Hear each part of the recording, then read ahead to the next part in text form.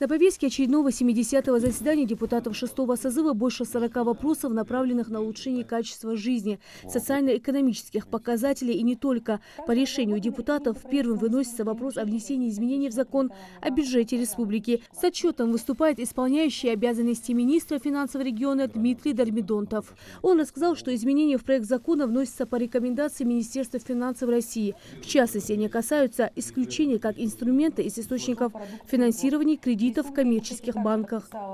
Согласно постановлению правительства Российской Федерации, увеличили МРОТ, а также произошел ввод в эксплуатацию новых объектов социальной сферы.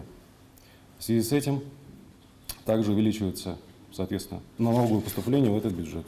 Помимо того, остатки, которые мы обозначили, это у нас остатки неиспользованных средств Дорожного фонда, восстановление неиспользованных средств в 2019 году, остатков средств фонда реформирования ЖКХ, ну и остатки от той федеральной помощи, которая оказывалась федеральным центром нам в 2019 году. Депутаты интересуются, как Минфин планирует рассчитаться с налогами и страховыми взносами. Дмитрий Дармидонтов отметил, что на решение этого вопроса поступила финансовая помощь из федерального бюджета. Первую часть из этой суммы мы оплатили в 2019 году, закрыли все проблемные моменты, связанные с налогами, первую часть, которые возникли у нас в республике за предыдущий период. Вторая часть поступила в конце года. В начале этого года мы провели большую работу по финансированию оплаты налогов и страховых взносов. Я думаю, что в ближайшее время мы проведем сверку с налоговой службой, подведем итоги. Большая часть проблемных моментов, связанных с оплатой налогами, мы, я думаю, что закроем в первом квартале, максимум во втором. Еще один важный вопрос на повестке дня – состояние экономики Ингушетии. Как отметила Лиана Плиева, исполняющая обязанностями министра экономики, промышленности и торговли Ингушетии, в целом 2019 год был для республики стабильным. Региону удалось добиться неплохих экономических показателей.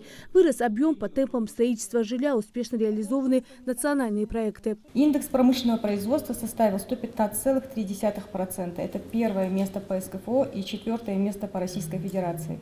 Оборот розничной торговли вырос на 2,2%. Это первое место по СКФО и 27-е место по Российской Федерации. Объем выполненных строительных работ вырос на 0,9%. Четвертое место по СКФО, 34-е место по Российской Федерации. Начисленная среднемесячная заработная плата составила 107,1%. Второе место по СКФО и 35-е место по Российской Федерации по темпам роста. В рамках реализации федеральных и региональных программ большая поддержка оказана в отчетном периоде субъектам малого и среднего предпринимательства. Начата реализация мероприятий национального проекта «Малое и среднее предпринимательство и поддержка индивидуальной предпринимательской деятельности», в рамках которого разработано 4 региональных проекта. В рамках национального проекта реализованы основные мероприятия. Первое. Осуществлена докапитализация фонда поддержки предпринимательства в целях дальнейшего предоставления микрозаймов субъектам малого и среднего предпринимательства. Объем финансирования более 23 миллионов рублей. В этом году перед министерством стоят определенные задачи. Это повысить все основные, важные для экономики показатели, успешно реализовать ипотечную программу 1000 квартир, в планах также увеличить количество субъектов малого и среднего предпринимательства, начать работу по реанимированию экономических проектов. Рина Цычоева, Асхаб Белакиев, Новости 24.